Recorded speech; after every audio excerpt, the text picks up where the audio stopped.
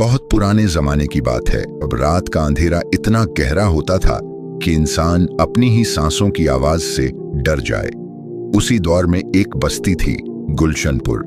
यह बस्ती बाहर से जितनी खूबसूरत और रौनकदार दिखाई देती थी, उसके भीतर उतनी ही अनकही कहानियां और रहस्यमयी साएं बसते थे।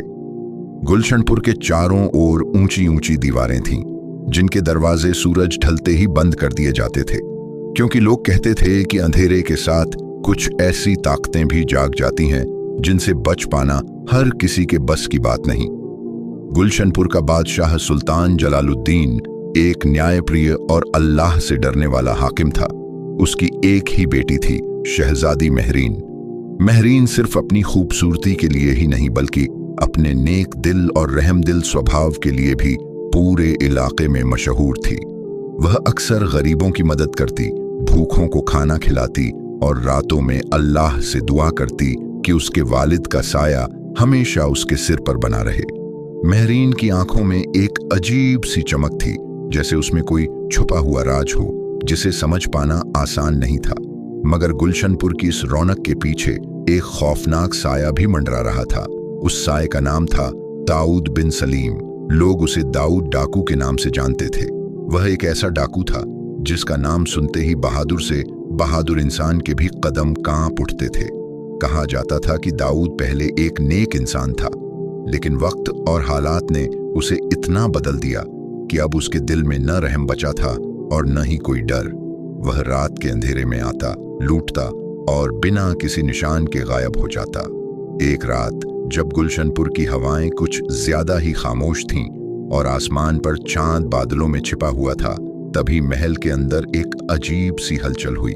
पहरेदारों को जैसे किसी ने बेहोश कर दिया हो। दरवाजे खुद ब खुद खुल गए और सन्नाटे के बीच एक काली परछाई महल के अंदर दाखिल हुई। वह दाऊद था। उसकी आंखों में अजीब सी ठंडक थी और उसके कदम इतने हल्के कि किसी को उसकी आहट तक महसूस नहीं हुई। महरीन उस वक्त अपने कमरे में इबादत कर रही थी। उसने जैसे ही किसी की मौजूदगी का एहसास किया, उसने पलट कर देखा। सामने एक नकाब पोश शख्स खड़ा था। उसके हाथ में तलवार थी, मगर उसकी आंखों में एक अजीब सी बेचैनी भी झलक रही थी। महरीन डर गई, मगर उसने खुद को संभालते हुए पूछा, तुम कौन हो? दाऊद ने धीमी आवाज में कहा, मैं वो हूं जिससे इस बस्ती के लोग डरते हैं, और आज मैं तुम्हें अपने साथ ले जाने आया हूं। इससे पहले कि महरीन कुछ समझ पाती, दाऊद ने उसे बेहोश कर दिया और महल से बाहर निकल गया। सुबह जब सूरज निकला तो गुलशनपुर में हाहाकार मच गया। शहजादी गायब थी। सुल्तान जलालुद्दीन के पैरों तले जमीन खिसक गई। उसने फौरन अपने सिपाहियों को हर दिशा में भेजा, मगर दाऊद का कोई निशान नहीं मिला। सुल्तान का दिल टूट चुका था, मगर उसने हार नहीं मानी। उसने ऐलान किया कि जो भी उसकी बेटी को वापस लाएगा, उसे बेहिसाब इनाम दिया जाएगा। मगर दिल के किसी कोने में उसे एहसास था कि यह काम किसी आम इंसान के बस का नहीं है। उसी वक्त दरबार में एक नौजवान दाखिल हुआ। उसका नाम था सैफुद्दीन। उसकी आंखों में हिम्मत थी, चेहरे पर सादगी और दिल में एक अजीब सा सुकून। सैफुद्दीन ने झुककर कहा, ऐ सुल्तान, अगर इजाजत हो तो मैं आपकी बेटी को वापस लाने की कोशिश करना चाहता हूं। दरबार में सन्नाटा छा गया। लोग उसे देखकर हंसने लगे, क्योंकि दाऊद जैसे खतरनाक डाकू के सामने खड़ा होना मौत को दावत देने जैसा था। मगर सैफुद्दीन की आंखों में डर का नामो निशान नहीं था। सुल्तान ने उसे गौर से देखा और कहा, क्या तुम जानते हो कि तुम किससे टकराने जा रहे हो? सैफुद्दीन ने जवाब दिया, मुझे सिर्फ इतना पता है कि अगर नियत साफ हो और भरोसा अल्लाह पर हो तो कोई भी रास्ता मुश्किल नहीं होता। सुल्तान ने कुछ पल सोचा, फिर उसे इजाजत दे दी, मगर जाते जाते उसने कहा, याद रखना, यह रास्ता आसान नहीं है और हो सकता है कि तुम कभी वापस ना आ सको। सैफुद्दीन मुस्कुराया और बोला, अगर मेरी जान भी इस रास्ते में चली जाए तो मुझे अफसोस नहीं होगा, क्योंकि मैं एक नेक काम के लिए निकल रहा हूं। और इसी के साथ सैफुद्दीन गुलशनपुर से निकल पड़ा, एक ऐसे सफर पर जहां हर कदम पर खतरा था, हर मोड़ पर मौत छुपी थी और हर साया एक नया राज लेकर उसका इंतजार कर रहा था। उसे नहीं पता था कि आगे क्या होने वाला है, मगर उसे यकीन था कि यह सफर सिर्फ एक शहजादी को बचाने का नहीं, बल्कि खुद को पहचानने का भी होगा। उधर दाऊद महरीन को लेकर एक ऐसे ठिकाने पर पहुंचा था जहां तक पहुंचना किसी आम इंसान के बस की बात नहीं थी। वह जगह पहाड़ों के बीच छुपी हुई थी, जहां सूरज की रोशनी भी पूरी तरह नहीं पहुंच पाती थी। महरीन जब होश में आई तो उसने खुद को एक अजनबी जगह पर पाया। उसके सामने दाऊद खड़ा था, मगर इस बार उसकी आंखों में पहले जैसी सख्ती नहीं थी। महरीन ने हिम्मत जुटाकर पूछा, तुमने मुझे क्यों उठाया है? दाऊद कुछ पल खामोश रहा, फिर बोला, क्योंकि तुम्हारे अंदर वो चीज है जिसकी मुझे तलाश है, और शायद तुम्हें भी नहीं पता कि तुम कितनी खास हो। महरीन यह सुनकर हैरान रह गई। उसे समझ नहीं आ रहा था कि यह सब क्या हो रहा है। दाऊद की बातों में एक ऐसा रहस्य छुपा था जो आने वाले वक्त में एक बड़े सच का पर्दाफाश करने वाला था। उधर सैफुद्दीन अपने सफर पर निकल चुका था और उसे अंदाजा भी नहीं था कि यह रास्ता उसे सिर्फ दाऊद तक ही नहीं बल्कि एक ऐसे राज तक ले जाने वाला है जो गुलशनपुर की नींव को हिला देगा। पहले ही दिन उसे रेगिस्तान की तपती रेत, भूख और प्यास का सामना करना पड़ा, मगर उसके कदम नहीं रुके। हर मुश्किल के साथ उसका यकीन और मजबूत होता गया। रात को जब वह आसमान की तरफ देखता तो उसे ऐसा लगता जैसे अल्लाह खुद उसे राह दिखा रहा हो। गुलशनपुर की सुबह उस दिन पहले जैसी नहीं थी। सूरज तो वैसे ही उगा था, मगर उसकी रोशनी में एक अजीब सी उदासी घुली हुई थी। हर गली, हर चौक और हर दरवाजे पर बस एक ही चर्चा थी, शहजादी महरीन का अपहरण। और जितना लोग इस बात को सोचते, उतना ही उनके दिलों में खौफ गहराता जाता। सुल्तान जलालुद्दीन अपने महल के ऊंचे मीनारों से दूर तक फैले रेगिस्तान को देख रहे थे, मानो उनकी नजरें उस रास्ते को तलाश रही हों जहां से उनकी बेटी वापस लौट सके। मगर हर तरफ बस सन्नाटा था, और उस सन्नाटे में छुपा था एक ऐसा डर जिसे शब्दों में बयान करना मुश्किल था। उधर सैफुद्दीन ने गुलशनपुर की सरहद पार कर ली थी। उसके सामने फैला था अंतहीन रेगिस्तान, जहां न कोई छांव थी, न पानी का कोई निशान। मगर उसके दिल में जो इरादा था वह इन मुश्किलों से कहीं ज्यादा मजबूत था। उसने अपने कदम रोके बिना सफर जारी रखा। हर कदम के साथ उसके दिल में एक ही दुआ थी, ऐ अल्लाह, मेरी मदद फरमा और मुझे उस रास्ते तक पहुंचा दे जहां से मैं शहजादी को सकुशल वापस ला सकूं। दिन ढलते ढलते सूरज की तपिश और भी तेज हो गई। सैफुद्दीन के होंठ सूखने लगे, उसके कदम भारी होने लगे, मगर उसने हार नहीं मानी। तभी दूर उसे एक पुराना कुआं दिखाई दिया। वह जल्दी जल्दी वहां पहुंचा, मगर जब उसने अंदर झांका तो कुआं सूखा पड़ा था। उसकी उम्मीद जैसे एक पल में टूट गई, मगर उसने खुद को संभाला और वहीं बैठकर अल्लाह से दुआ करने लगा। इसी दौरान उसे पीछे से किसी की आवाज सुनाई दी, प्यास सिर्फ पानी से नहीं बुझती, कभी कभी सब्र भी उसे मिटा देता है। सैफुद्दीन ने पलटकर देखा, एक बूढ़ा दरवेश वहां खड़ा था। उसकी आंखों में अजीब सी गहराई थी, जैसे उसने दुनिया के हर राज को देख लिया हो। सैफुद्दीन ने आदर से झुककर सलाम किया। दरवेश ने मुस्कुराते हुए उसे एक छोटा सा मशक दिया जिसमें थोड़ा सा पानी था। सैफुद्दीन ने पानी पिया और उसे ऐसा लगा जैसे उसमें नई जान आ गई हो। दरवेश ने कहा, तुम जिस रास्ते पर जा रहे हो वह सिर्फ तलवार से नहीं जीता जा सकता, वहां दिल की सच्चाई और नीयत की पाकीज़गी काम आएगी। सैफुद्दीन ने हैरानी से पूछा, आपको कैसे पता कि मैं कहां जा रहा हूं? दरवेश हल्का सा मुस्कुराया और बोला, जिस रास्ते पर अल्लाह भेजता है उसकी खबर आसमान भी रखता है। यह कहकर वह दरवेश अचानक गायब हो गया। सैफुद्दीन कुछ पल वहीं खड़ा रहा, फिर उसने अपने कदम आगे बढ़ा दिए। अब उसके अंदर पहले से कहीं ज्यादा हिम्मत थी। उधर पहाड़ों के बीच छुपे उस ठिकाने में जहां दाऊद महरीन को लेकर आया था, माहौल बेहद खामोश था। चारों तरफ ऊंची चट्टानें थीं और बीच में एक पुरानी सी गुफा जिसके अंदर हल्की सी रोशनी जल रही थी। महरीन अब पूरी तरह होश में थी और उसने अपने आसपास को ध्यान से देखना शुरू किया। यह जगह किसी कैद खाने जैसी नहीं थी, बल्कि एक अजीब सी शांति से भरी हुई थी। दाऊद कुछ दूरी पर खड़ा उसे देख रहा था। उसकी आंखों में अब वह क्रूरता नहीं थी जो लोग उसके बारे में कहते थे। महरीन ने हिम्मत करके कहा, अगर तुम मुझे नुकसान नहीं पहुंचाना चाहते तो मुझे यहां क्यों लाए हो? दाऊद कुछ पल चुप रहा, फिर धीमी आवाज में बोला, कभी कभी इंसान को वो काम करने पड़ते हैं जो बाहर से गलत लगते हैं, मगर उनके पीछे एक बड़ा मकसद छुपा होता है। महरीन ने उसकी बात समझने की कोशिश की, मगर उसके शब्दों में इतना रहस्य था कि वह उलझ कर रह गई। उसने फिर पूछा, कौन सा मकसद? दाऊद ने उसकी आंखों में देखते हुए कहा, तुम्हें सच्चाई से मिलवाने का मकसद, एक ऐसी सच्चाई जो तुम्हारी जिंदगी बदल देगी। महरीन के दिल की धड़कन तेज हो गई। उसे महसूस हो रहा था कि यह सब सिर्फ एक अपहरण नहीं, बल्कि कुछ और ही है, कुछ ऐसा जो बहुत गहरा और खतरनाक है। उधर सैफुद्दीन रात के अंधेरे में एक छोटे से काफिले तक पहुंचा। यह कुछ व्यापारी थे जो दूर के शहर से लौट रहे थे। उन्होंने सैफुद्दीन को अपने साथ ठहरने की इजाजत दे दी। रात को आग के चारों ओर बैठे हुए उन्होंने उसे दाऊद के बारे में बताया। एक बूढ़े व्यापारी ने कहा, दाऊद को ढूंढना आसान नहीं है, वह हवा की तरह आता है और गायब हो जाता है, मगर एक बात है, कहा जाता है कि वह सिर्फ उन्हीं लोगों को निशाना बनाता है जिनसे उसका कोई गहरा रिश्ता होता है। सैफुद्दीन यह सुनकर सोच में पड़ गया। गहरा रिश्ता, ये शब्द उसके दिमाग में गूंजने लगे। क्या दाऊद और महरीन के बीच कोई रिश्ता था, या फिर यह सब सिर्फ एक इत्तेफाक था? रात गहरी होती गई, मगर सैफुद्दीन की आंखों में नींद नहीं थी। वह आसमान की तरफ देख रहा था जहां सितारे चमक रहे थे।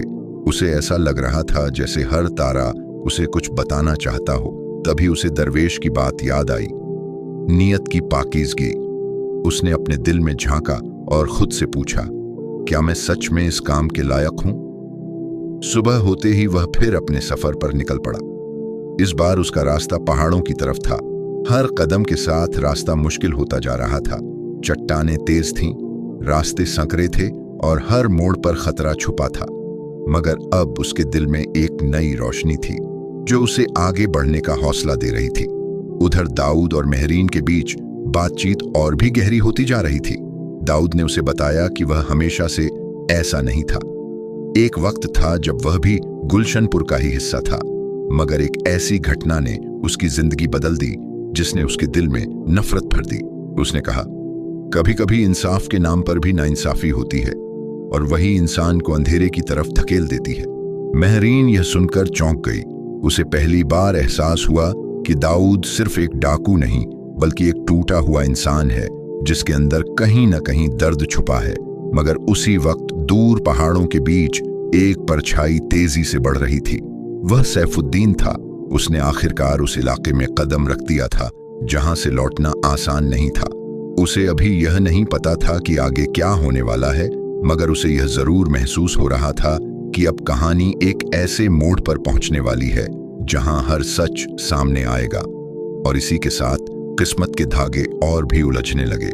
एक तरफ सच्चाई छुपी थी, दूसरी तरफ इम्तिहान, और बीच में खड़े थे तीन लोग, सैफुद्दीन, महरीन और दाऊद, जिनकी तकदीरें अब आपस में टकराने वाली थीं। रेगिस्तान की सुबह अब पहले जैसी सादी नहीं रह गई थी। हवा में एक अजीब सी बेचैनी थी, जैसे हर कण किसी बड़े तूफान का इंतजार कर रहा हो। सैफुद्दीन पहाड़ों के करीब पहुंच चुका था, जहां से आगे का रास्ता और भी खतरनाक होने वाला था। सामने खड़ी ऊंची ऊंची चट्टानें किसी किले की दीवारों जैसी लग रही थीं, और उनके बीच से गुजरता संकरा रास्ता ऐसा प्रतीत होता था मानो वह किसी अनजानी दुनिया की ओर ले जा रहा हो। उसके कदम अब भी मजबूत थे, मगर दिल में एक हल्की सी घबराहट जरूर थी, क्योंकि उसे महसूस हो रहा था कि अब वह उस जगह के करीब है जहां दाऊद ने शहजादी महरीन को छुपा रखा है। रास्ता चढ़ते हुए अचानक उसे जमीन पर कुछ निशान दिखाई दिए। ये घोड़ों के खुरों के निशान थे जो ताजे लग रहे थे। सैफुद्दीन के दिल की धड़कन तेज हो गई। उसने झुककर उन निशानों को गौर से देखा और फिर आसमान की तरफ देखते हुए धीरे से कहा, या अल्लाह, अब तू ही मेरा रहनुमा है। उसने अपने कदम और तेज कर दिए, क्योंकि अब उसे यकीन हो गया था कि वह सही दिशा में जा रहा है। उधर पहाड़ों के बीच उस गुफा में माहौल बदलने लगा था। महरीन अब पहले की तरह डरी हुई नहीं थी। उसने दाऊद के चेहरे में वह सख्ती नहीं देखी जो एक डाकू में होती है। बल्कि उसके पीछे छुपा दर्द अब साफ झलकने लगा था। एक दिन जब गुफा के बाहर हल्की बारिश हो रही थी और ठंडी हवा अंदर तक आ रही थी, महरीन ने दाऊद से पूछा, तुम्हारी आंखों में जो दर्द है वह किस बात का है? क्या कभी तुमने किसी से अपना हाल बयान किया? दाऊद कुछ देर चुप रहा। उसकी नजरें जमीन पर टिक गईं, जैसे वह अपने अतीत के पन्नों को पलट रहा हो। फिर उसने धीरे से कहना शुरू किया, मैं भी कभी गुलशनपुर में ही रहता था। मेरा एक घर था, एक परिवार था और एक उम्मीद थी कि जिंदगी सुकून से गुजरेगी। मगर एक दिन सब कुछ खत्म हो गया। उसकी आवाज भर्रा गई, मगर उसने खुद को संभाला और आगे बोला, मेरे वालिद पर झूठा इल्जाम लगाया गया और बिना किसी सही तहकीकात के उन्हें सजा दे दी गई। उस दिन मैंने देखा कि इंसाफ के नाम पर कैसे नाइंसाफी होती है। महरीन यह सुनकर सन्न रह गई। उसने धीमी आवाज में कहा, मगर मेरे वालिद, वो तो हमेशा इंसाफ करने की कोशिश करते हैं।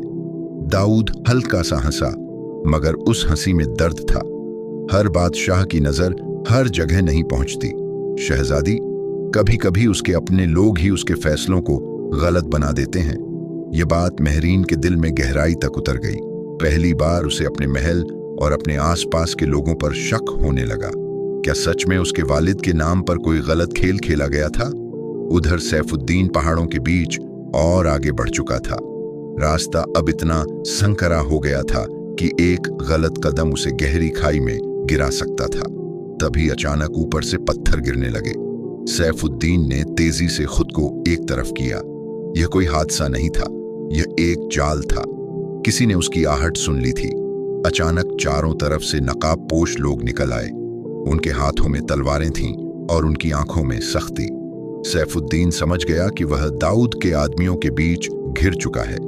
एक आदमी आगे बढ़ा और गरजती आवाज में बोला, कौन हो तुम और यहां क्यों आए हो?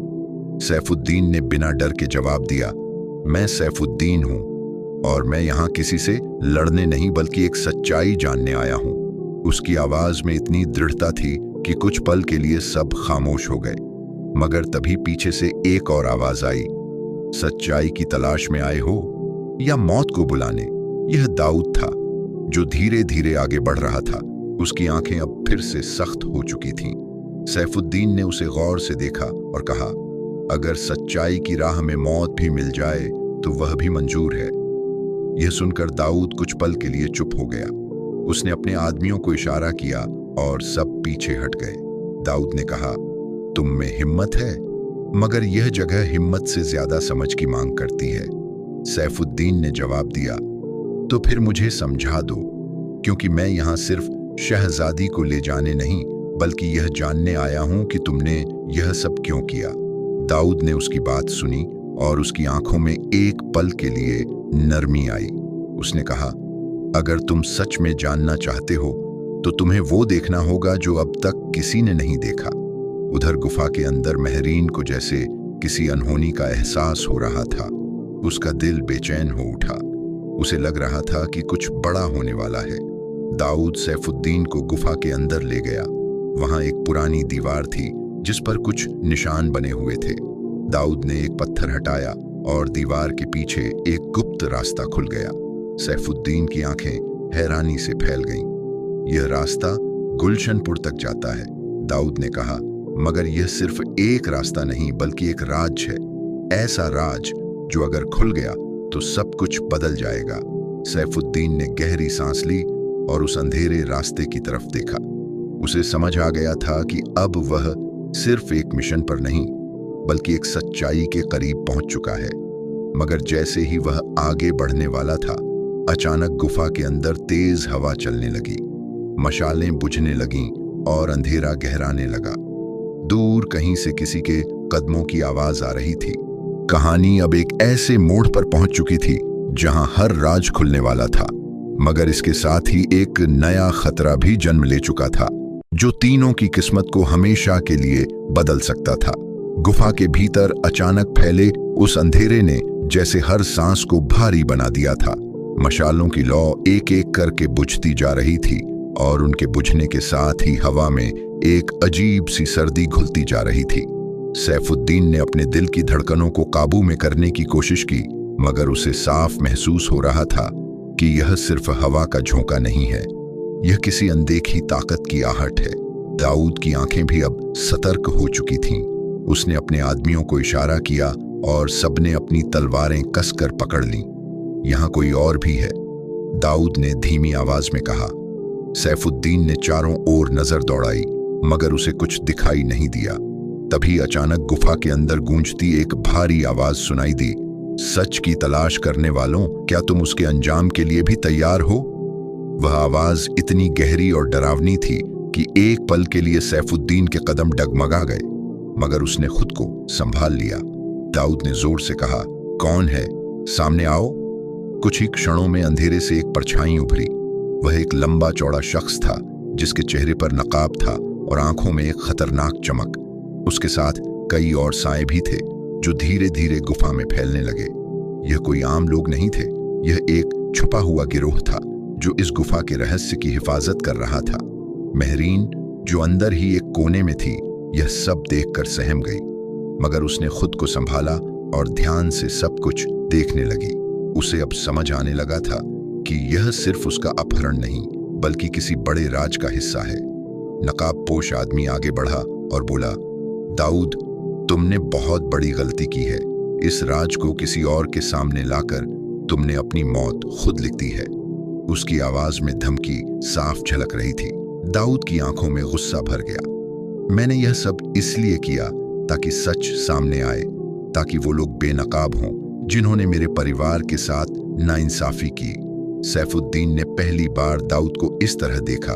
उसके अंदर का दर्द अब गुस्से में बदल चुका था, मगर साथ ही उसकी बातों में सच्चाई भी महसूस हो रही थी। नकाबपोश आदमी हंसा। सच, इस दुनिया में सच वही होता है जो ताकतवर लोग दिखाना चाहते हैं, और तुम जैसे लोग सिर्फ उस खेल के मोहरे होते हो। यह सुनकर सैफुद्दीन का खून खौल उठा।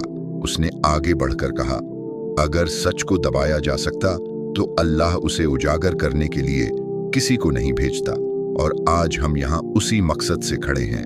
गुफा में एक पल के लिए सन्नाटा छा गया। फिर अचानक नकाबपोश आदमी ने अपने साथियों को इशारा किया और चारों तरफ से हमला हो गया। तलवारों की टकराहट की आवाज गूंजने लगी। सैफुद्दीन ने अपनी तलवार निकाली और पूरी ताकत से लड़ने लगा। वह अकेला था, मगर उसके इरादे मजबूत थे। हर वार में उसका यकीन झलक रहा था। दाऊद भी पीछे नहीं रहा। उसने अपने आदमियों के साथ मिलकर दुश्मनों का मुकाबला करना शुरू कर दिया। गुफा अब एक युद्ध भूमि बन चुकी थी, जहां हर तरफ सिर्फ शोर, चीखें और तलवारों की चमक थी। महरीन यह सब देख रही थी। उसका दिल जोर जोर से धड़क रहा था, मगर उसके अंदर एक अजीब सी हिम्मत भी जाग रही थी। उसने आसपास देखा और एक गिरी हुई मशाल उठाई। उसने उसे फिर से जलाया और गुफा के अंधेरे को थोड़ा कम करने की कोशिश की। इसी बीच सैफुद्दीन एक हमले से बचते बचते गिर पड़ा। एक दुश्मन उसकी तरफ बढ़ा, तलवार उठाकर, मगर तभी दाऊद ने बीच में आकर उस वार को रोक लिया। उसकी तलवार दुश्मन की तलवार से टकराई और उसने उसे पीछे धकेल दिया। खुद को संभालो सैफुद्दीन, दाऊद ने जोर से कहा। सैफुद्दीन ने तुरंत उठकर फिर से लड़ाई शुरू कर दी। अब दोनों एक साथ लड़ रहे थे, एक सच्चाई के लिए और दूसरा अपने अतीत के इंसाफ के लिए। कुछ देर की भयंकर लड़ाई के बाद आखिरकार नकाबपोश गिरोह पीछे हटने लगा। उनका सरदार गुस्से से दाऊद को घूरते हुए बोला, यह खत्म नहीं हुआ है, असली खेल अब शुरू होगा। यह कहकर वह अंधेरे में गायब हो गया। गुफा में फिर से सन्नाटा छा गया। सिर्फ थकी हुई सांसों की आवाज सुनाई दे रही थी। सैफुद्दीन ने चारों ओर देखा। खतरा फिलहाल टल चुका था। महरीन धीरे धीरे उनके पास आई। उसकी आंखों में अब डर से ज्यादा सवाल थे। उसने दाऊद से कहा, अब मुझे सब कुछ सच सच बताओ, यह सब क्या है? दाऊद कुछ पल चुप रहा, फिर उसने गहरी सांस ली और कहा, यह गुफा सिर्फ एक ठिकाना नहीं है, यह एक रास्ता है उस सच्चाई तक जो गुलशनपुर के सिंहासन को हिला सकती है। सैफुद्दीन और महरीन दोनों उसकी तरफ देखने लगे। इस रास्ते के अंत में एक पुराना खजाना नहीं, बल्कि दस्तावेज है, सबूत हैं जो यह साबित करते हैं कि तुम्हारे वालिद के दरबार में कुछ लोग गद्दारी कर रहे हैं, दाऊद ने कहा। महरीन का दिल जैसे रुक गया। गद्दारी? मगर कौन? दाऊद ने कहा, वही लोग जिन पर सबसे ज्यादा भरोसा किया जाता है, वही लोग जिन्होंने मेरे वालिद को फंसाया, और वही लोग जो अब भी गुलशनपुर को अंदर ही अंदर खोखला कर रहे हैं। सैफुद्दीन ने महसूस किया कि अब यह सिर्फ एक शहजादी को बचाने की कहानी नहीं रही, यह एक साजिश का पर्दाफाश करने का सफर बन चुका था। दाऊद ने गुफा के उस गुप्त रास्ते की तरफ इशारा किया और कहा, अगर सच जानना है तो हमें उस रास्ते पर चलना होगा, मगर याद रखना वहां से लौटना आसान नहीं होगा। सैफुद्दीन ने बिना हिचकिचाए कहा, अगर उस रास्ते के अंत में सच है तो मैं पीछे नहीं हटूंगा। महरीन ने भी दृढ़ता से कहा, और मैं भी, क्योंकि यह सिर्फ मेरे वालिद की इज्जत का सवाल नहीं बल्कि पूरे गुलशनपुर की किस्मत का सवाल है। तीनों ने एक दूसरे की तरफ देखा। अब उनके बीच शक नहीं बल्कि एक साझा मकसद था। और फिर उन्होंने उस अंधेरे रास्ते में कदम रख दिया जहां हर कदम के साथ सच्चाई करीब आ रही थी, मगर खतरा भी उतना ही बढ़ता जा रहा था। कहानी अब उस मोड़ पर थी जहां हर परत खुलने वाली थी, मगर हर सच के साथ एक नई चुनौती भी सामने आने वाली थी। गुफा के उस गुप्त रास्ते में कदम रखते ही ऐसा लगा मानो दुनिया की सारी आवाजें पीछे छूट गई हों और अब सिर्फ उनके दिलों की धड़कनें ही इस अंधेरे में गूंज रही हों। दीवारें ठंडी और नमी से भरी थीं, जैसे सदियों से इस रास्ते ने अनगिनत राज अपने अंदर कैद कर रखे हों। सैफुद्दीन सबसे आगे था। उसके हाथ में मशाल थी जिसकी हल्की हल्की रोशनी रास्ते को दिखा रही थी। उसके पीछे महरीन और फिर दाऊद चल रहे थे। तीनों के कदम संभल कर उठ रहे थे, क्योंकि जमीन कहीं समतल थी तो कहीं अचानक नीचे धंस जाती थी, और हर कदम के साथ ऐसा लगता था जैसे यह रास्ता उनकी हिम्मत का इम्तिहान ले रहा हो। कुछ दूर चलने के बाद उन्हें दीवारों पर अजीब निशान दिखाई देने लगे। यह कोई आम नक्काशी नहीं थी, बल्कि किसी पुराने दौर की लिखावट थी जिसे समझना आसान नहीं था। दाऊद ने उन निशानों को देखते हुए कहा कि यह रास्ता बहुत पुराना है और शायद उन लोगों ने बनाया था जो सच को छुपाने और सुरक्षित रखने का काम करते थे। यह सुनकर सैफुद्दीन के दिल में एक सवाल उठा कि आखिर ऐसा कौन सा सच है जिसे इतनी गहराई में छुपाना पड़ा, मगर उसने अपने कदम नहीं रोके। वह जानता था कि जवाब उसे आगे ही मिलेगा। अचानक रास्ता थोड़ा चौड़ा हो गया और सामने एक बड़ा सा दरवाजा दिखाई दिया। वह पत्थर का बना हुआ था और उस पर भी वही रहस्यमयी निशान उकेरे हुए थे। महरीन ने धीरे से कहा कि यह दरवाजा किसी खजाने का नहीं बल्कि किसी सच्चाई का प्रतीक लग रहा है। दाऊद आगे बढ़ा और उसने उस दरवाजे को खोलने की कोशिश की, मगर वह हिला तक नहीं। फिर उसने दीवार के किनारे को ध्यान से देखा और एक छोटे से पत्थर को दबाया। जैसे ही उसने ऐसा किया, दरवाजे में हल्की सी कंपन हुई और वह धीरे धीरे खुलने लगा। अंदर का दृश्य देखकर तीनों कुछ पल के लिए वहीं ठिठक गए। सामने एक विशाल कक्ष था जिसमें पुराने संदूक रखे हुए थे। दीवारों पर मशालें जली हुई थीं, जैसे किसी ने हाल ही में यहां आकर उन्हें जलाया हो। इसका मतलब साफ था कि यह जगह अभी भी किसी के इस्तेमाल में है। सैफुद्दीन ने सावधानी से आगे बढ़ते हुए एक संदूक खोला। उसके अंदर पुराने कागजात और मुहर लगे दस्तावेज थे। उसने एक कागज उठाकर पढ़ने की कोशिश की। जैसे जैसे वह पढ़ता गया, उसके चेहरे का रंग बदलता गया। यह दस्तावेज दरबार के कुछ बड़े लोगों के नाम उजागर कर रहे थे जो गुप्त रूप से गद्दारी कर रहे थे। महरीन ने भी एक कागज उठाया और जैसे ही उसने नाम पढ़े, उसकी आंखें हैरानी से फैल गईं। उन नामों में एक नाम ऐसा था जिस पर उसे सबसे ज्यादा भरोसा था, वजीर आला कासिम खां।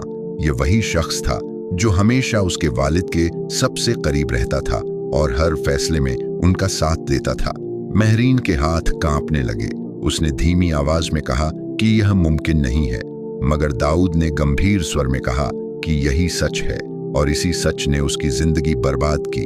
उसके वालिद को भी इसी वजीर ने झूठे इल्जाम में फंसाया था ताकि वह अपनी गद्दारी को छुपा सके। सैफुद्दीन ने अब पूरी बात समझ ली थी कि यह सिर्फ एक अपहरण नहीं बल्कि एक योजना थी ताकि इस सच्चाई को सामने लाया जा सके। मगर तभी अचानक कक्ष के दूसरे छोर से कदमों की आवाज आने लगी। तीनों सतर्क हो गए। मशालों की लौ तेज होने लगी और अंधेरे से कुछ साए उभरने लगे। यह वही नकाब पोश लोग थे, मगर इस बार उनके साथ कोई और भी था। वह धीरे धीरे आगे बढ़ा और जैसे ही रोशनी उसके चेहरे पर पड़ी, महरीन के पैरों तले जमीन खिसक गई। वह सचमुच कासिम खां ही था। उसके चेहरे पर एक खतरनाक मुस्कान थी। उसने ताली बजाते हुए कहा कि आखिरकार तुम लोग यहाँ तक पहुंच ही गए। मुझे पता था कि दाऊद एक दिन यह गलती जरूर करेगा। दाऊद की आंखों में गुस्सा भड़क उठा। उसने तलवार निकालते हुए कहा कि आज सच सामने आकर रहेगा। कासिम खां ने हंसते हुए कहा कि सच वही होता है जो लोग मान लें, और आज के बाद कोई भी इस सच्चाई पर यकीन नहीं करेगा, क्योंकि तुम तीनों यहां से जिंदा नहीं जाओगे। यह सुनकर सैफुद्दीन ने आगे बढ़कर कहा कि अल्लाह के हुक्म से सच को कोई नहीं दबा सकता, और आज वह दिन है जब तेरी गद्दारी का अंत होगा। माहौल एक बार फिर तनाव से भर गया। तलवारें निकल चुकी थीं और हर कोई अगली चाल का इंतजार कर रहा था। महरीन का दिल जोर से धड़क रहा था, मगर अब उसके अंदर डर की जगह हिम्मत ने ले ली थी। उसे एहसास हो गया था कि यह सिर्फ उसकी जिंदगी का नहीं, बल्कि पूरे गुलशनपुर के भविष्य का सवाल है, और इसी पल से असली जंग शुरू होने वाली थी। एक ऐसी जंग जिसमें तलवारों से ज्यादा जरूरी था सच्चाई और ईमान, और जहां जीत उसी की होगी जिसका दिल साफ और नीयत पाक होगी। मगर यह भी तय था कि इस रास्ते में कुर्बानी दिए बिना कोई भी मंजिल तक नहीं पहुंच पाएगा। पत्थर के उस विशाल कक्ष में जैसे ही वजीर आला कासिम खां की असलियत सामने आई, हवा तक भारी हो गई। मशालों की लौ तेजी से कांपने लगी, मानो दीवारें भी इस सच्चाई को सुनकर सिहर उठी हों। महरीन की आंखों में यकीन और टूटन का एक अजीब संगम था। जिस इंसान को वह अपने वालिद के बाद सबसे भरोसेमंद मानती थी, वही आज सबसे बड़ा गद्दार बनकर सामने खड़ा था। सैफुद्दीन ने अपने हाथ में पकड़ी तलवार को और कस लिया। उसके दिल में अब सिर्फ एक ही बात गूंज रही थी कि चाहे कुछ भी हो जाए, आज इस साजिश का अंत करना ही होगा। दाऊद की आंखों में जलता हुआ गुस्सा अब किसी तूफान से कम नहीं था। उसके लिए यह सिर्फ बदला नहीं, बल्कि अपने वालिद के साथ हुई नाइंसाफी का हिसाब था। कासिम खां ने चारों ओर नजर दौड़ाई और हल्की हंसी के साथ कहा कि तुम लोगों ने सच देख तो लिया, मगर अब यह सच तुम्हारे साथ ही दफन हो जाएगा। उसके इशारे पर नकाबपोश सैनिक धीरे धीरे आगे बढ़ने लगे। उनके कदमों की आवाज पत्थर की दीवारों से टकराकर और भी डरावनी हो गई। सैफुद्दीन ने बिना वक्त गंवाए पहला वार किया।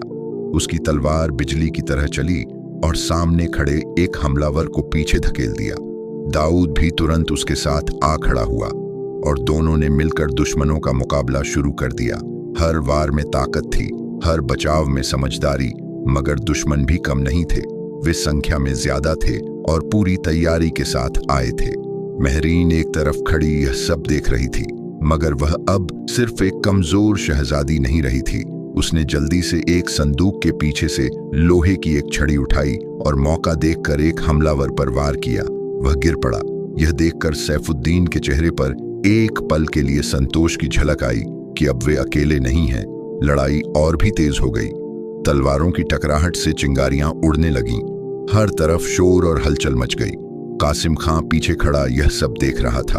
उसकी आंखों में अब भी घमंड था, जैसे उसे यकीन हो कि आखिर में जीत उसी की होगी। मगर तभी सैफुद्दीन ने एक जोरदार वार करके उसके करीब पहुंचने की कोशिश की। कासिम खां ने भी अपनी तलवार निकाल ली और दोनों आमने सामने आ गए। उनकी तलवारें टकराईं और एक तेज आवाज पूरे कक्ष में गूंज उठी। यह सिर्फ दो इंसानों की लड़ाई नहीं थी, बल्कि सच और झूठ की टक्कर थी। उधर दाऊद अपने दुश्मनों को एक एक कर पीछे धकेल रहा था, मगर एक पल की चूक में उसे पीछे से वार लगा। वह घुटनों के बल गिर पड़ा। महरीन ने यह देखा तो उसका दिल दहल गया। उसने बिना सोचे दौड़कर दाऊद के पास जाना चाहा, मगर सैफुद्दीन ने जोर से कहा कि अभी नहीं, अभी लड़ाई खत्म नहीं हुई है। दाऊद ने दर्द सहते हुए खुद को संभाला और फिर से खड़ा हो गया। उसकी आंखों में अब पहले से भी ज्यादा आग थी। उसने अपने जख्म की परवाह किए बिना फिर से तलवार उठाई और दुश्मनों पर टूट पड़ा। दूसरी ओर सैफुद्दीन और कासिम खां के बीच भयंकर मुकाबला चल रहा था। कासिम खां चालाक था। वह हर वार सोच समझकर करता, मगर सैफुद्दीन की नीयत साफ थी और उसका भरोसा अल्लाह पर था। धीरे धीरे वह कासिम खां पर भारी पड़ने लगा। कासिम खां के चेहरे पर पहली बार घबराहट दिखी। उसने पीछे हटते हुए एक इशारा किया। अचानक कक्ष की दीवारें हिलने लगीं और ऊपर से पत्थर गिरने लगे। यह एक जाल था। कासिम खां ने इस जगह को अपने बचाव के लिए तैयार कर रखा था। अब हालात और भी खतरनाक हो गए। सैफुद्दीन ने चिल्लाकर कहा कि सबको यहां से बाहर निकलना होगा, वरना हम सब जिंदा दफन हो जाएंगे। मगर बाहर जाने का रास्ता अब पत्थरों से बंद होने लगा था। दाऊद ने तेजी से चारों ओर नजर दौड़ाई और उसे एक संकरा रास्ता दिखाई दिया। उसने महरीन का हाथ पकड़ा और सैफुद्दीन को आवाज दी कि इधर आओ। तीनों उस रास्ते की ओर दौड़े। पीछे से पत्थरों की बारिश जारी थी। हर कदम मौत से बचकर आगे बढ़ने जैसा था। आखिरकार वे उस संकरे रास्ते में घुस गए और कुछ ही पल बाद पूरा कक्ष ढह गया। धूल और पत्थरों का गुबार हर तरफ फैल गया। कुछ देर तक सब कुछ खामोश रहा। सिर्फ उनकी तेज सांसों की आवाज सुनाई दे रही थी।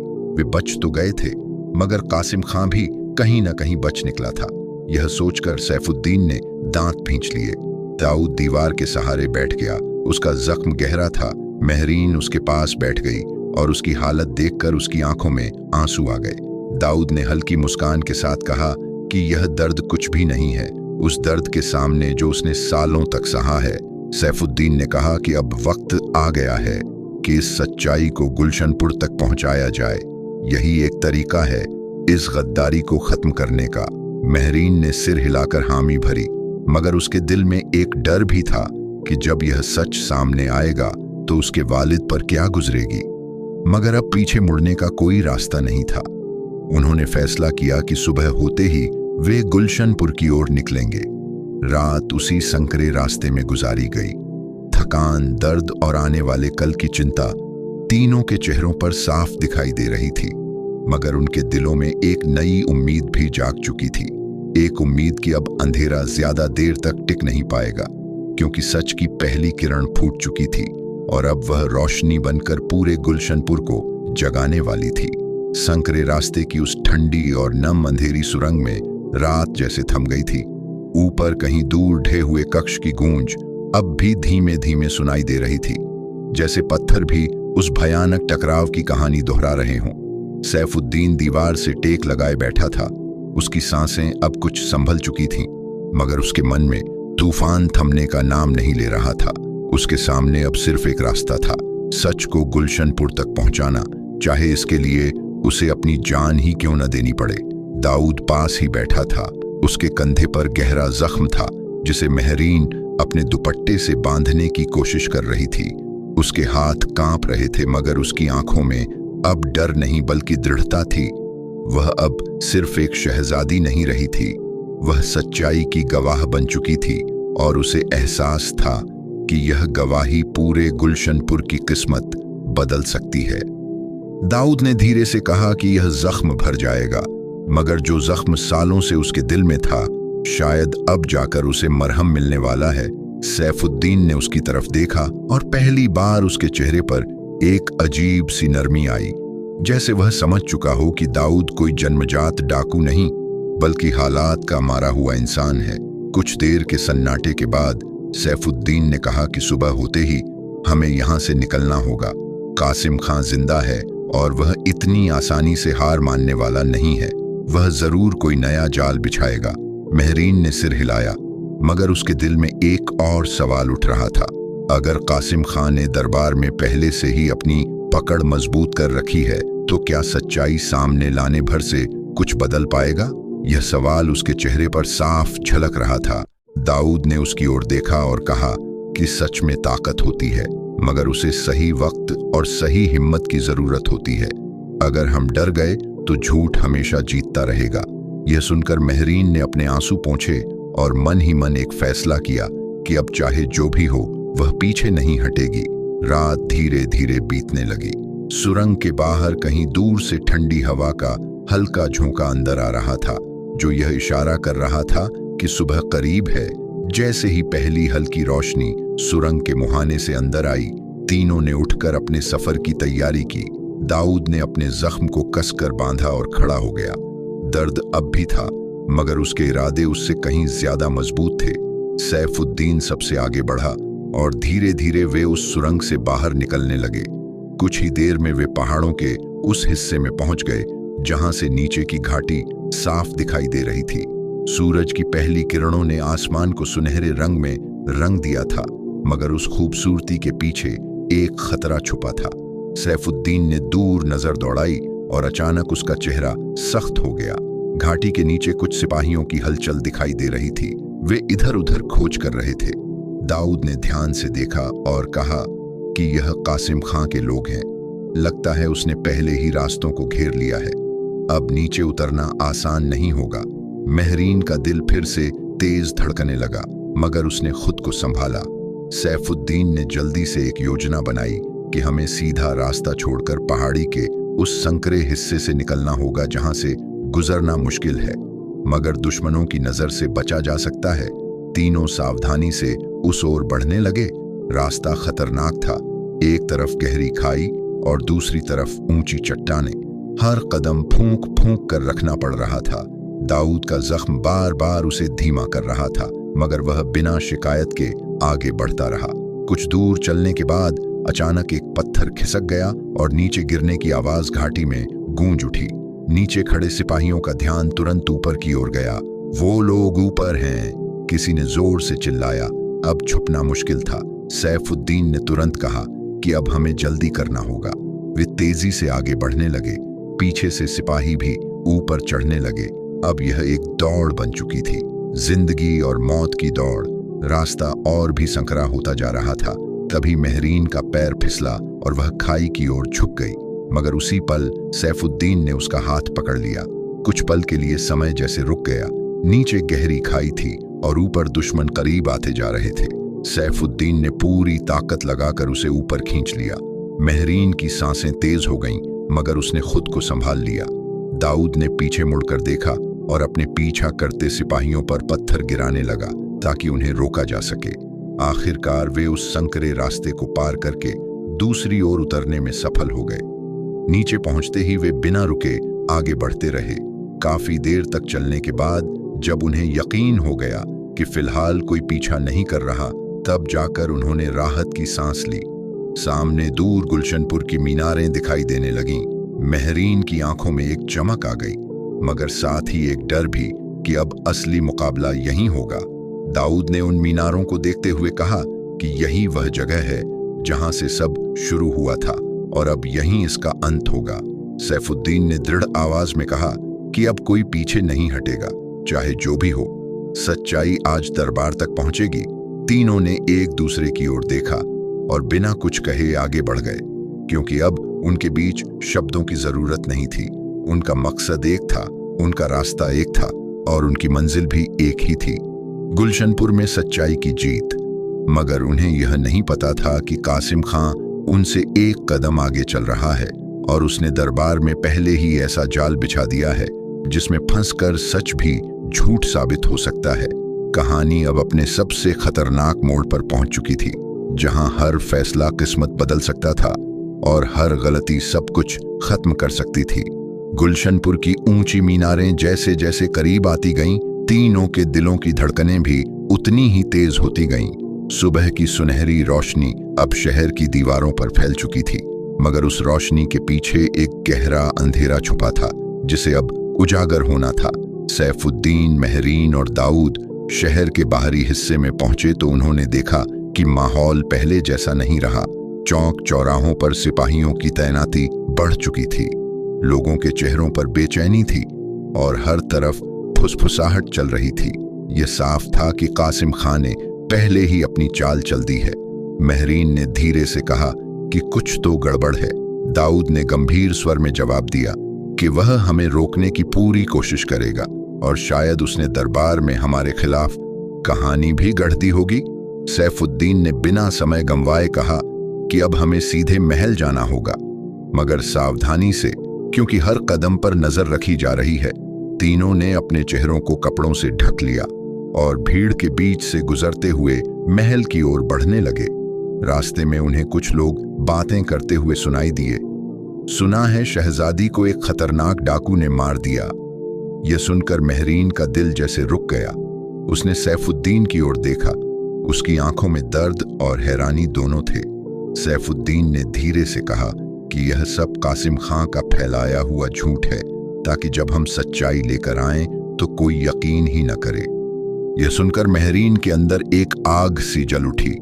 अब यह सिर्फ सच्चाई का नहीं बल्कि अपनी पहचान का भी सवाल बन चुका था। महल के पास पहुंचते ही उन्होंने देखा कि मुख्य द्वार पर पहरा पहले से कहीं ज्यादा कड़ा है। हर आने जाने वाले की तलाशी ली जा रही थी। दाऊद ने धीरे से कहा कि इस रास्ते से जाना नामुमकिन है।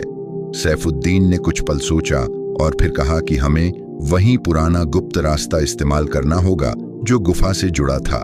महरीन ने हैरानी से पूछा कि क्या वह रास्ता महल तक जाता है? दाऊद ने सिर हिलाकर कहा कि हाँ, मगर वह रास्ता खतरनाक है और बहुत कम लोगों को उसके बारे में पता है। तीनों तुरंत उस दिशा में मुड़े जहां से वह गुप्त रास्ता निकलता था। कुछ देर बाद वे महल के पीछे के हिस्से में पहुंच गए। वहां एक पुरानी दीवार थी जो बाहर से साधारण दिखती थी, मगर दाऊद ने एक खास पत्थर दबाया और दीवार का एक हिस्सा धीरे धीरे खुल गया। अंदर अंधेरा था, मगर यही उनका रास्ता था। वे सावधानी से अंदर घुसे और धीरे धीरे आगे बढ़ने लगे। यह रास्ता पहले वाले रास्ते से भी ज्यादा संकरा और घुमावदार था। हवा भारी थी और हर कदम पर ऐसा लगता था जैसे कोई उन्हें देख रहा हो। आखिरकार वे उस जगह पहुंचे जहां से महल के अंदर जाने का रास्ता खुलता था। उन्होंने बाहर झांका तो देखा कि वे महल के एक पुराने हिस्से में हैं, जहां अब बहुत कम लोग आते जाते थे। यह उनके लिए सही मौका था। वे धीरे धीरे आगे बढ़े और दरबार के पास पहुंचने लगे, मगर जैसे ही वे मुख्य कक्ष के करीब पहुंचे, उन्हें अंदर से आवाजें सुनाई दी। कासिम खां दरबार में खड़ा था और सुल्तान जलालुद्दीन के सामने कुछ कह रहा था। उसकी आवाज में झूठी हमदर्दी थी। जहां अपना, मैंने अपनी पूरी कोशिश की, मगर वह डाकू बहुत खतरनाक था। उसने शहजादी को हमसे छीन लिया। यह सुनकर महरीन का खून खौल उठा। सुल्तान के चेहरे पर गहरा दुख था। उनकी आंखों में आंसू थे। यह देखकर महरीन का दिल टूट गया। वह अब और नहीं सह पाई। वह तेजी से दरबार के अंदर दाखिल हुई और जोर से बोली, झूठ, यह सब झूठ है। दरबार में एक पल के लिए सन्नाटा छा गया। हर नजर उसकी ओर मुड़ गई। सुल्तान अपनी जगह से खड़े हो गए। उनकी आंखों में यकीन और हैरानी का तूफान था। महरीन, उन्होंने कांपती आवाज में कहा। महरीन उनकी ओर बढ़ी। उसकी आंखों में आंसू थे, मगर आवाज में दृढ़ता। अब्बा हुजूर, यह सब कासिम खां की साजिश है। कासिम खां का चेहरा एक पल के लिए उतर गया, मगर उसने तुरंत खुद को संभाल लिया और बोला, जहां पनाह, यह सब एक चाल है। यह डाकू के साथ मिली हुई है। तभी सैफुद्दीन और दाऊद भी अंदर आ गए।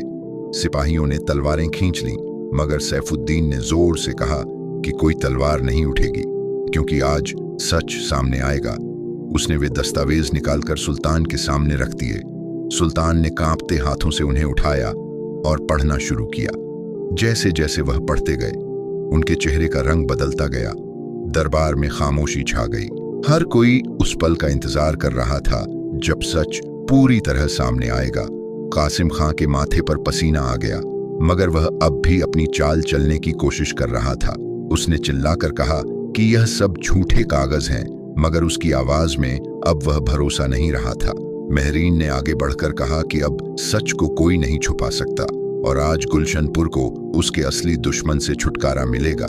दरबार में तनाव अपने चरम पर था।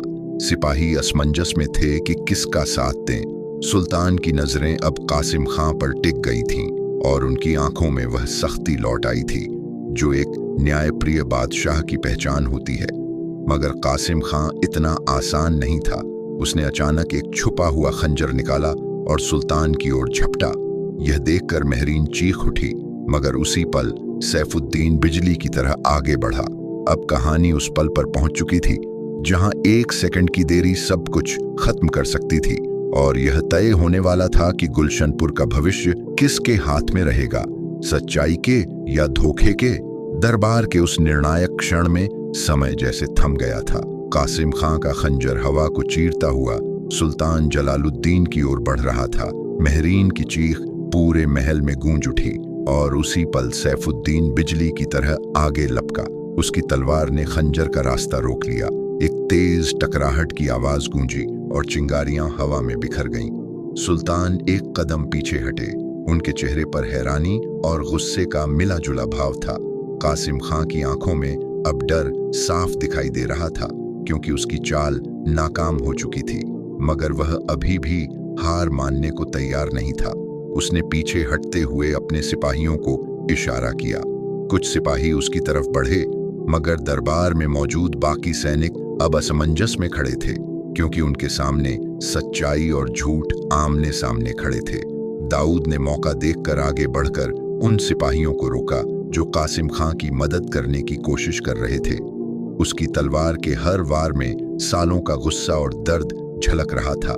महरीन अपने वालिद के सामने खड़ी हो गई, जैसे वह अब उनकी हिफाजत की दीवार बन चुकी हो। सुल्तान की आंखों में अब आंसू नहीं बल्कि आग थी। उन्होंने गरजती आवाज में कहा कि आज कोई भी गद्दार बचकर नहीं जाएगा। यह सुनते ही दरबार के कई सिपाहियों ने अपनी तलवारें नीचे कर दीं और सुल्तान के पक्ष में खड़े हो गए। कासिम खां ने यह देखा तो उसकी घबराहट और बढ़ गई। उसने भागने की कोशिश की, मगर सैफुद्दीन ने उसका रास्ता रोक लिया। दोनों के बीच फिर से तलवारें टकराईं। इस बार यह लड़ाई और भी तेज थी, क्योंकि अब यह सिर्फ जान की नहीं बल्कि न्याय की लड़ाई थी। कासिम खां चालाकी से वार करता, कभी पीछे हटता, कभी अचानक हमला करता, मगर सैफुद्दीन हर बार उसका मुकाबला डट कर रहा था। दाऊद भी अब उसके करीब आ चुका था। उसने एक जोरदार वार किया, जिससे कासिम खां की तलवार उसके हाथ से छूट गई। अब वह निहत्था खड़ा था, मगर उसकी आंखों में अभी भी हार का डर और चालाकी दोनों झलक रहे थे। उसने अचानक महरीन की ओर देखा और उसे पकड़ने के लिए झपटा। शायद वह उसे बंधक बनाकर खुद को बचाना चाहता था, मगर इस बार महरीन तैयार थी। उसने तेजी से एक कदम पीछे हटकर उसे धक्का दिया। कासिम खां लड़खड़ा गया और उसी पल सैफुद्दीन ने उसकी गर्दन पर तलवार रख दी। दरबार में सन्नाटा छा गया। हर कोई उस पल को देख रहा था। सुल्तान धीरे धीरे आगे बढ़े। उनकी आंखों में दर्द था, क्योंकि जिस इंसान पर उन्होंने सबसे ज्यादा भरोसा किया था, वही आज सबसे बड़ा गद्दार निकला। उन्होंने भारी आवाज में कहा कि कासिम खां, तुम्हें तुम्हारे गुनाहों की सजा जरूर मिलेगी। कासिम खां अब पूरी तरह टूट चुका था। उसने बचने की आखिरी कोशिश करते हुए कहा कि उसने यह सब अपनी ताकत के लिए किया, मगर अब कोई उसकी बात सुनने वाला नहीं था। सुल्तान ने अपने सैनिकों को आदेश दिया कि उसे कैद कर लिया जाए। सैनिक तुरंत आगे बढ़े और उसे पकड़ लिया। जैसे ही उसे ले जाया गया, दरबार में मौजूद हर व्यक्ति ने राहत की सांस ली, मगर इस जीत के पीछे जो दर्द और संघर्ष था, वह अभी भी सबके चेहरों पर साफ दिखाई दे रहा था। सुल्तान ने सैफुद्दीन, महरीन और दाऊद की ओर देखा। उनकी आंखों में अब गर्व और कृतज्ञता थी। उन्होंने कहा कि तुम तीनों ने आज सिर्फ एक गद्दार को नहीं हराया, बल्कि पूरे गुलशनपुर को बर्बादी से बचा लिया। महरीन अपने वालिद के गले लग गई। दोनों की आंखों से आंसू बहने लगे, मगर यह आंसू अब दुख के नहीं बल्कि राहत और खुशी के थे। सैफुद्दीन एक तरफ खड़ा यह सब देख रहा था। उसके चेहरे पर सुकून था, क्योंकि उसका मकसद पूरा हो चुका था। दाऊद कुछ दूरी पर खड़ा था। उसके दिल में भी एक अजीब सी शांति थी। सालों बाद उसे ऐसा लगा जैसे उसके सीने से कोई भारी बोझ उतर गया हो, मगर उसकी आंखों में एक सवाल अब भी बाकी था। क्या अब उसे भी इस बस्ती में जगह मिलेगी, या वह हमेशा एक डाकू ही बना रहेगा? सुल्तान उसकी ओर बढ़े और कुछ पल तक उसे देखते रहे। फिर उन्होंने कहा कि तुम्हारे साथ जो हुआ वह एक नाइंसाफी थी, मगर आज तुमने जो किया है उससे यह साबित होता है कि तुम्हारे दिल में अभी भी इंसानियत जिंदा है। यह सुनकर दाऊद की आंखों में नमी आ गई। शायद यह पहली बार था जब किसी ने उसे उसके असली रूप में समझा था। दरबार में अब शांति लौटने लगी थी, मगर इस शांति के पीछे एक नई शुरुआत छुपी थी। एक ऐसी शुरुआत जहां सच की जीत हुई थी और झूठ का अंत, मगर कहानी अभी खत्म नहीं हुई थी, क्योंकि हर अंत के साथ एक नई कहानी जन्म लेती है। और गुलशनपुर की यह कहानी अब एक नए अध्याय की ओर बढ़ रही थी, जहां भरोसा, इंसाफ और हिम्मत एक नई दुनिया की नींव रखने वाले थे। गुलशनपुर के दरबार में उस दिन जो हुआ उसने पूरे राज्य की तकदीर बदल दी। कासिम खां की गिरफ्तारी के बाद महल में एक अजीब सी खामोशी छा गई थी, मगर यह खामोशी डर की नहीं बल्कि एक तूफान के गुजर जाने के बाद की शांति थी। सुल्तान जलालुद्दीन अपने सिंहासन पर बैठे थे, मगर आज उनके चेहरे पर वही कठोरता नहीं थी जो एक बादशाह की पहचान होती है, बल्कि उसमें एक पिता की नरमी, एक इंसाफ पसंद हाकिम का सुकून और एक इंसान की गहराई साफ झलक रही थी। उन्होंने दरबार में मौजूद सभी लोगों की ओर देखा और भारी आवाज में कहा कि आज का दिन सिर्फ एक गद्दार के अंत का दिन नहीं है, बल्कि यह दिन हमें यह याद दिलाता है कि जब इंसान अपनी आंखों पर भरोसे की पट्टी बांध लेता है तो सच भी उससे छुप जाता है। उनकी आवाज में पछतावा था, क्योंकि उन्हें एहसास हो चुका था कि उनके अपने दरबार में ही इतनी बड़ी साजिश पनपती रही और उन्हें खबर तक नहीं हुई। महरीन उनके पास खड़ी थी, उसके चेहरे पर सुकून था, मगर साथ ही वह अब पहले जैसी मासूम शहजादी नहीं रही थी। इस पूरे सफर ने उसे मजबूत बना दिया था। उसने अपने वालिद का हाथ थामते हुए कहा कि अब्बा हुजूर, गलती इंसान से ही होती है, मगर उसे सुधारना ही असली हिम्मत होती है। यह सुनकर सुल्तान की आंखों में हल्की सी चमक आई। उन्होंने सिर हिलाकर उसकी बात को स्वीकार किया। फिर उनकी नजर सैफुद्दीन की ओर गई, जो अब भी सादगी से एक तरफ खड़ा था, जैसे उसने कोई बड़ा काम नहीं बल्कि अपना फर्ज निभाया हो। सुल्तान ने उसे अपने पास बुलाया और कहा कि तुमने आज जो किया है उसके लिए शब्द कम पड़ जाएंगे। तुमने न सिर्फ मेरी बेटी को वापस लाया बल्कि मेरे राज्य को भी एक बड़े खतरे से बचाया। मैं चाहता हूं कि तुम मेरे दरबार में एक खास ओहदे पर रहो और हमेशा मेरे साथ रहकर गुलशनपुर की हिफाजत करो। सैफुद्दीन ने विनम्रता से सिर झुकाया और कहा कि यह मेरे लिए बहुत बड़ा सम्मान होगा, मगर उसने यह भी कहा कि उसका मकसद सिर्फ इंसाफ था और वह हमेशा उसी राह पर चलना चाहता है। सुल्तान ने मुस्कुराकर कहा कि ऐसे ही लोगों की इस राज्य को जरूरत है। फिर उनकी नजर दाऊद पर गई। दरबार में एक पल के लिए सन्नाटा छा गया, क्योंकि दाऊद का नाम अब भी एक डाकू के रूप में जाना जाता था, मगर आज हालात बदल चुके थे। सुल्तान धीरे धीरे उसके पास गए और कहा कि तुम्हारे साथ जो नाइंसाफी हुई वह मेरे लिए शर्म की बात है, मगर आज तुमने जो किया है उसने यह साबित कर दिया कि इंसान अपने अतीत से बड़ा होता है। अगर वह चाहे तो खुद को बदल सकता है। दाऊद की आंखों में आंसू आ गए। उसने झुककर कहा कि उसने जो कुछ किया वह अपने वालिद के लिए इंसाफ पाने के लिए किया था, मगर आज उसे लग रहा है कि उसे सिर्फ इंसाफ ही नहीं बल्कि सुकून भी मिल गया है। सुल्तान ने उसे माफ करने का ऐलान किया और कहा कि अब वह गुलशनपुर का दुश्मन नहीं बल्कि उसका रक्षक है। यह सुनकर दरबार में मौजूद लोग भी हैरान रह गए, मगर धीरे धीरे उन्होंने भी इस फैसले को स्वीकार कर लिया, क्योंकि सच सबके सामने था। इसके बाद सुल्तान ने हुक्म दिया कि कासिम खां और उसके साथियों को उनके गुनाहों की सजा दी जाए और पूरे राज्य में यह ऐलान कर दिया जाए कि अब गुलशनपुर में इंसाफ की नींव और मजबूत होगी। दिन ढलने लगा और महल में एक नई शुरुआत की तैयारी होने लगी। उस रात गुलशनपुर में जश्न मनाया गया, मगर यह जश्न सिर्फ खुशी का नहीं बल्कि सच्चाई की जीत का था। महरीन महल की बालकनी में खड़ी आसमान की ओर देख रही थी। उसे याद आ रहा था वह सफर जो उसने तय किया, वह डर, वह दर्द और वह हिम्मत जिसने उसे यहाँ तक पहुँचाया। उसके पास सैफुद्दीन आकर खड़ा हुआ। दोनों ने एक दूसरे की ओर देखा। उनके बीच कोई शब्द नहीं थे, मगर एक गहरा सम्मान और समझ जरूर थी। दूसरी ओर दाऊद महल के बाहर खड़ा था। वह उस बस्ती को देख रहा था जिससे उसने कभी नफरत की थी, मगर आज वही बस्ती उसे अपना लग रही थी। उसकी आंखों में अब कोई गुस्सा नहीं था, सिर्फ सुकून था। उसे एहसास हो गया था कि असली जीत बदले में नहीं बल्कि माफी में होती है।